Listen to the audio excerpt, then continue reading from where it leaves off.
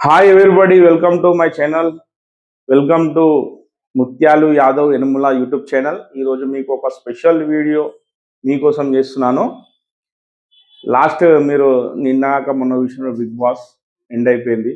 దాంట్లో ఒక ఎపిసోడ్లో నాగార్జున సార్ ఒక షేప్స్ గురించి మాట్లాడేటప్పుడు దాని కంక్లూజన్ సరిగ్గా ఇవ్వలేదండి. దాని గురించి నేను ఒక స్పెషల్ వీడియో చేస్తున్నాను. ఏంటంటే కొంచెం ఇంట్రెస్ట్గా ఉండాలి, మీకు మ్యాథ్స్లో కొంచెం ఇంట్రెస్ట్ పుట్టాలని చెప్తున్నాను. మీరు ఒకసారి చూడండి, ఈ వీడియో చూడండి. మీకు కింద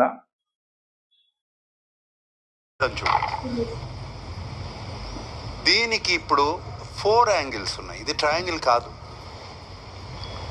1 2 3 4 క్వాడ్రాంగిల్.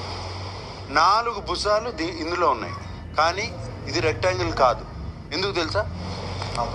రెక్టాంగిల్ ప్రాపర్టీస్ లో all angles total 360 degrees. Sanjana సంచాలక్, నువ్వు రైట్. సో ఇక్కడ బర్నీ గారు కూడా కన్ఫ్యూజన్లో ఉన్నారు. సార్ ఏం చూపిస్తున్నారు, ఏం చెప్తున్నారని బర్నీ గారికి కూడా అర్థమవట్లేదు. యాక్చువల్లీ సార్ ఏమన్నారు, నాగార్జున గారు, రెక్టాంగిల్ అంటే రెక్టాంగిల్ 90 degrees లేవు ఇందులో, the total some of angles 360 degrees లేదు, అందుకనే అది రెక్టాంగిల్ కాదు అని చెప్తున్నాను. ఏ క్వాడ్రిలేటర్ అయినా ఇది ఇర్రెగ్యులర్ క్వాడ్రిలేటర్ అండి. ఇప్పుడు చూపించిన షేపు సైడ్స్ సేమ్ లేవు దాంట్లో, కానీ some of total angles in irregular quadrilateral 360 degrees ఉంటాయి. అందులో 360 degrees లేవు కాబట్టి అది రెక్టాంగిల్ కాదు అంటుండు. యాక్చువల్లీ అది రెక్టాంగిల్ ఎందుకు కాదు అని అంటే ఆపోజిట్ సైడ్స్ ఈక్వల్ లేవు, ప్లస్ 90 degrees లేవండి. అండ్ డయాగ్నల్స్ ఈక్వల్ బైసెక్ట్ చేసేటప్పుడు కూడా ఈక్వల్గా బైసెక్ట్ చేస్తాయి. ఏ డయాగ్నల్ అయినా కూడా ఈక్వల్గా 2 triangles బైసెక్ట్ చేస్తుంది, 2 triangles ఫామ్ అవుతాయి. ఇలాంటి కండిషన్స్ ఇందులో లేవు కాబట్టి అది రెక్టాంగిల్ కాదు. Not because of the total some is 360 degrees. యాక్చువల్గా ఇది ఇర్రెగ్యులర్ ట్రయాంగిల్, ఇర్రెగ్యులర్ క్వాడ్రిలేటరల్ అయినా, ఇలాంటి quadrilateral polygon which is having any 4 sides, అన్ని 4 sides ఉన్న ప్రతి క్వాడ్రిలేటరల్ అయినా, ఇర్రెగ్యులర్ క్వాడ్రిలేటరల్ అయినా దాంట్లో 360 degrees ఉంటుంది టోటల్. ఇది అనమాట. నెక్స్ట్ ఇంకొక వీడియో చూసుకుందాం మనం. ఇంకొక దాంట్లో కూడా సేమ్ పొరపాటు చేశారు.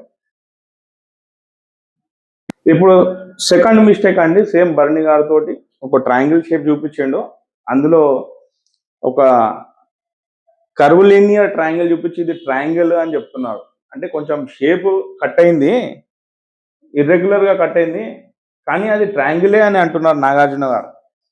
ఈ విధంగా షేప్ ఉన్నది చూడండి మీరు కింద. మీకు షేప్ ట్రయాంగిల్లో కూడా ఇదిగో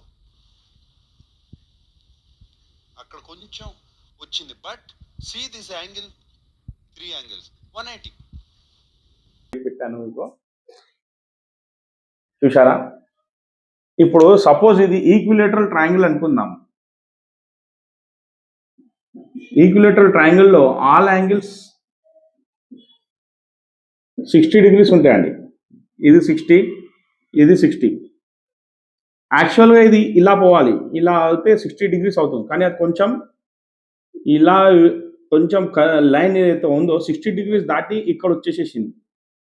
ఏదైతే షేప్ చూపించిందో ఆ షేప్లో ఇది 60 కంటే ఎక్కువైంది, గ్రేటర్ దెన్ 60 degrees. అంటే ఇప్పుడు మనం టోటల్ సమ్ ఆఫ్ యాంగిల్స్ తీసుకుంటే 60 + 60, ఇంకొకటి ఇది గ్రేటర్ దెన్ 60 ఉంది కాబట్టి ఏదైనా 70 పెట్టుకుంటే ఇది 190 అవుతుంది. సమ్ ఆఫ్ యాంగిల్స్ ట్రయాంగిల్లో ఎంత ఉండాలండి? 180 degrees ఉండాలి, గ్రేటర్ దెన్ అయిపోయింది. ఇది ట్రయాంగిల్ ఎట్లా అవుతుందండి? ఆ ఇర్రెగ్యులర్ షేప్ ఏదైతే ఉన్నదో అది ట్రయాంగిల్ కాదు. ట్రయాంగిల్లో మనము దాన్ని పరిగణించలేము. ట్రయాంగిల్ టోటల్ సమ్స్ ఎప్పుడు కూడా ఈక్వల్ టు 180 degrees ఉండాలి. All line should be straight. ఈ ప్రతి లైన్ స్ట్రేట్ ఉండాలి. కర్వ్ ఉంటే దానికి ట్రయాంగిల్ అన్నాం, దాన్ని కర్వ్లీనియర్ ట్రయాంగిల్ అంటాం. ఇది పాయింట్ నోట్ చేసుకోవాలి. బహుశా ఈ పాయింట్ ఎలా మిస్ అయ్యారో తెలియదు. నాగార్జున సార్ గారు శివ సినిమాలో ఆ టైంలో చైన్ గిట తీసుకొని ఫైట్లో ఉండేనేమో, అందుకనే మిస్ అయిపోయారు. ఎస్, నెక్స్ట్ వీడియోతో కలుద్దాం.